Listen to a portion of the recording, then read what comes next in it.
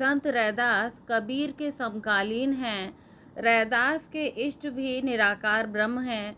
उन्हें मूर्ति पूजा, हवन, तीर्थ यात्रा और जाति प्रथा इत्यादि पसंद नहीं था। उन्होंने सामाजिक असमानता का विरोध किया है और मूल रूप से देखा जाए तो वायाडंबर विरोध के ऊपर उन्होंने बहुत बल दिया है।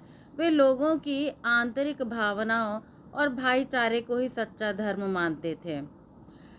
उनके लिखे 40 पदों को गुरु ग्रंथ साहिब में भी सम्मिलित किया गया है। रैदास का प्रस्तुत दोहा इस प्रकार है। ब्राह्मण अरु चंडाल मही, रविदास नहीं अंतर जान, सम मोहि एक ही ज्योति है, सम छठ एक भगवान। यहाँ पर रैदास जी कह रहे हैं कि जैसे कहते हैं ना कि एक ज्योति से सब उपजाना, को बामन को सूझा, जैसे कि कबीर ने कहा है।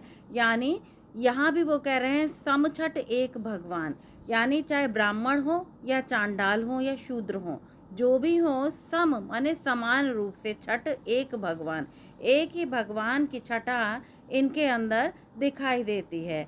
या और वो कहते हैं कि रविदास नहीं अंतर जान, चाहे उच्च जाति का हो या निम्न जाति का हो। रैदास कवि कहते हैं कि दोनों ही जातियों को भगवान ने बनाया है, इसलिए दोनों में किसी प्रकार का अंतर नहीं करना चाहिए। समोहि एक ही ज्योति है, समछठ एक भगवान, क्योंकि प्रभु की छठा तो दोनों में ही उच्च और निम्न जाति के लोगों में समान रूप से विद्यमान है। इसलिए उच्च जाति और निम्न जाति को देखकर उसके अंतर में वो जो ज्योति है भगवान की, वो प्रवेश नहीं करती, बल्कि समान रूप से दोनों को ही, चाहे उच्च वर्ण का हो चाहे निम्न वर्ण का हो, दोनों को ही आलोकित करती है। इसलिए हमें प्रत्येक मानव का सम्मान करना चाहिए। जो उस ईश्वर को भजता है उसका सम्मान करना चाहिए, और निश्चित रूप से जाति प्रथा का कोई भी महत्व नहीं है। यदि महत्व है तो प्रभु की वंदना का है।